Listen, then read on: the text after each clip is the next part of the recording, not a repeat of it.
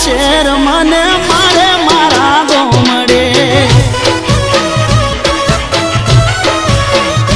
એ તું સિટીની શોખીન તને ગોમડે નહીં ફાવે તારા આઈફોન નું બિલ મારા બજેટની બારે